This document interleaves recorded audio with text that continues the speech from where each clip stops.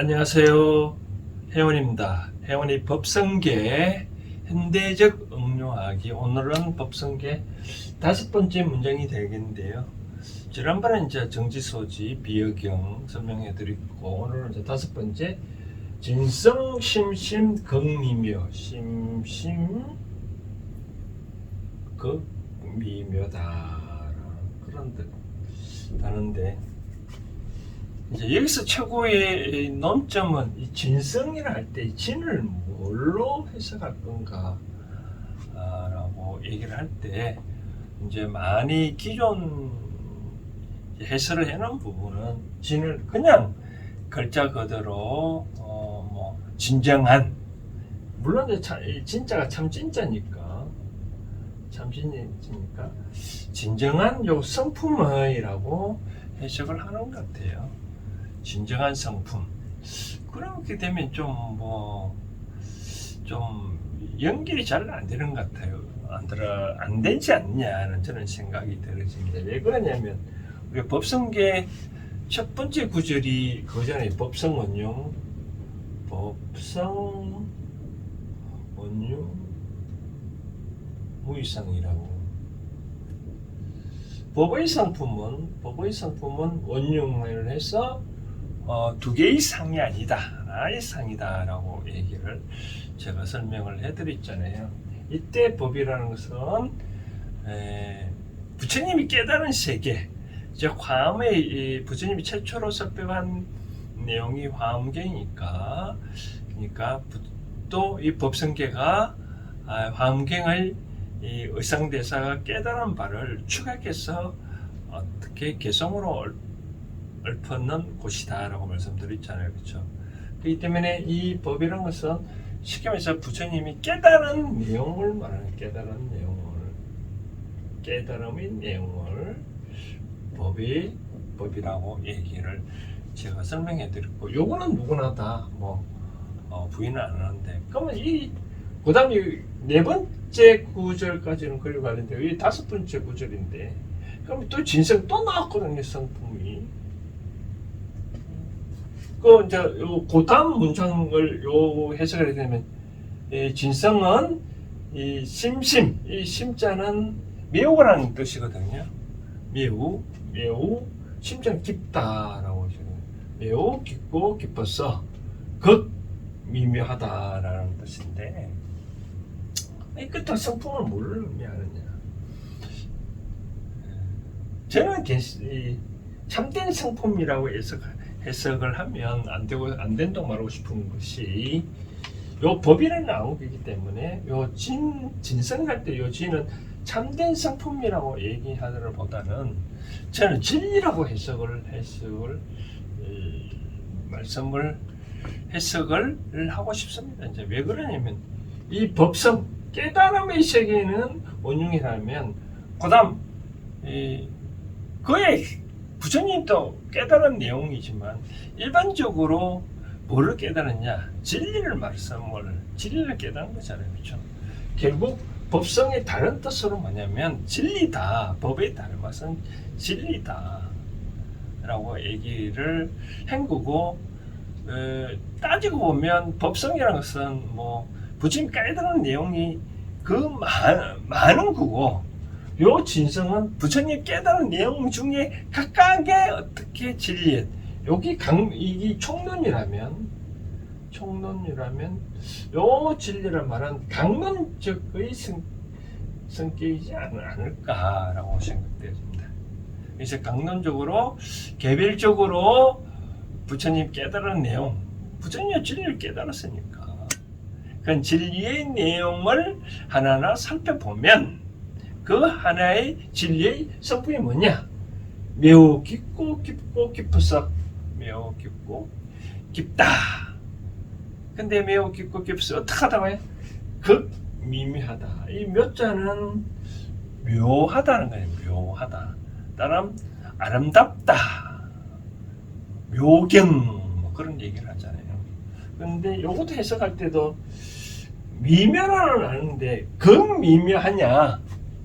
여기 이제 극이란 단어가 이 미묘를 전체를 수식하느냐, 또 어떤 학자들은 이 그걸 극미만만 요 밑점을 수식한다. 극미 아주 작다. 아주 작은 것이 아름답다. 뭐 그렇게 해석해도 되겠죠. 그러나 이제 일반적으로 극미묘, 우리나라 말은 극미묘하다는 말은 미묘가 극하다, 아주 미묘하다. 그러면 어떤 뜻으로 해석해야 될까요? 극미묘. 묘하다는 말은 참 우리가 일상생활에서 쓰는 단어 중에 보면 이런 느낌이 아닐까요? 묘한 생각이 든다. 어떤 사람이 하는데 참 이상하다, 참 묘하다, 그런 뜻이 있고, 원래 이 묘자는 이 원칙은 이 지금은 계집여변에 작을 소자로 하는데 옛날에는 묘가 어떤 이 실사가 변이 될 때 화살, 그러니까 화살 딱 튕기면 요 줄에서 튕기는 소리 있잖아요. 튕기는 소리가 참 묘하잖아요. 띵, 그걸 행상을 했대. 그게 이제 바뀌어서 요 계집여자라는데 작은 여자, 늙은 여자가 아니라 작은 여자. 작은 여자는 다른 말은 뭐 젊은 여자는 뜻하겠죠. 젊은 여자는 나중에 또 애를 낳고 하니까 그 애가 대통령이 될 수도 있고 위대한 장군이 될 수도 있고, 참 어떻게 표현해야 할지 모르지만 뭔가 모르게 창출할 수 있는 꽉 찬 뭐 그런 묘한 아름다움. 한편은 뭐 여자의 향기는, 젊은 여자는 참 묘한 향기가 나잖아요. 그렇죠? 그런 걸 의미하는 것 같고, 그러면 진리에 관계된 성품은 아주 깊다. 그래서 부처님이 깨달은 요 진리라는 생각은 아주 깊고 깊어서 아주 미묘하다, 묘하다. 일상생활에서 삶을 살아가는데 누가 방문을 두드렸는데 나가보니까 없더라, 참 묘하더라, 그런 이 감이 좀 오잖아요. 그래서 저는 이제 이거를 생각을 어떤 식으로 말씀드리고 싶은 것은, 이 과거에 이제 부처님 경전을 읽어보면 옛날에 이제 이 법화경에 보면 이제 그런 내용이 있거든요. 세 번에 걸쳐 법을 말해달라고 부처님한테 요청을 하니 다 거절해줘요. 세 번을 다 거절하고, 그러면 나중에 이제 얘기를 했다. 왜 거절을 했냐? 내가 말하는 이 법문을 한다는 뜻은 너희들은 아주 깊고 깊어서 너희들은 도저히 이해를 못한다. 이해를 못하는 것이니 나는 너희들한테 법문을 해줄 수 없다라고 바로 그런 내용이 나옵니다. 그것처럼 이 진리가 부처님이 깨달은 그런 진리는 아주 묘해서 이 일반 불자들은 잘 이해가 안 된다라고 얘기를 하는데, 이 우리가 뭐 12연기도 뭐 여러 가지 12연기도 읽어보면 뭐 무명에부터 시작해서 생로병사를 쭉 해가지고 나중에 12연기를 하는 거, 그런 거 읽어보면 일반 불자들도 이해가 안 되고, 저 자신도 12연기 처음에 공부할 때 보면 이해도 안 되기도 하고, 참 부처님 깨달은 내용은 참 무궁무진하다는 하죠. 그렇죠? 그런 내용이 무진한데, 근데 일반적으로 우리가 이제 말을 했을 때 진리라는 것이 과연 뭘까라고 했을 때, 일반적으로 진리는 제가 보기에는 대자연의 법칙이겠죠. 그렇죠? 대자연의 법칙이다. 대자연의 법칙이네, 진리. 그런 대자연의 법칙을 부처님은 깨닫는 거고, 부처님이 깨달은 내용은 세계 한마디로 요약하면 인연이라고 그러죠. 인연. 어떠한 것도 본무자성이라는 표현을 쓰긴 하는데, 저는 어떤 것도 개별 성품이 없이 다 다 인연에 따라 모이고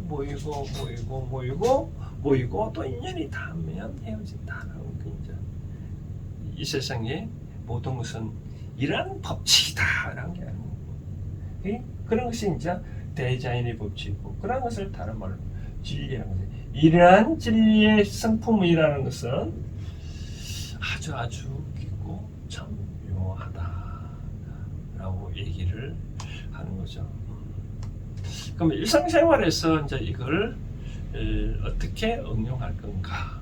진리가 만약에 대자연의 법칙이라면 그런 말 있잖아요. 뭐 순천자는 흥하고 역천자는 망한다라고 얘기를 했었을 때 똑같이 이 대자연의 법칙에 순하게 사는 그에 따라 살면 흥하고 역행을 하면 망한다라고 할 수도 있겠죠, 그렇죠? 이 세상에서 선과 악을 따졌을 때, 선과 어떤 경우에는 선일 수도 있고 어떤 것이 악일 수도 있잖아요, 그렇죠? 한편은 누구한테는 선이지만 누구한테는 악일 수도 있는 그런 경우. 이 아치 어떤 것이 선이고 어떤 것이 악이라고 할 때 이 때론 시대에 따라 변하잖아요, 그렇죠? 또 아까 말한 대로 누구한테는 선이지만 누구한테는 악일 수도 있는 그런 상황인 경우에 물론 재미난 제가 얘기를 해드리면 충청도에 어디 가면 효불효의 다리가 있대요. 효불효의 다리가 있다는데 이 말은 무슨 말이냐면 이제 자식 어머니 아래 자식이 있었는데 근데 어느 날 어머니 이제 아버지가 돌아가서 어머니 홀로 됐는데 어머니가 밤마다 마시를 나가더라 이거죠. 마시를 나가서 강 건너 어떤 이제 호래비 집에 가서 놀다가 이제 밤늦게 돌아오시더라고요. 그런데 마침 이 여름에 장마가 져가지고 강물이 벗어나니까 이 어머니가 못 가더라 이거죠.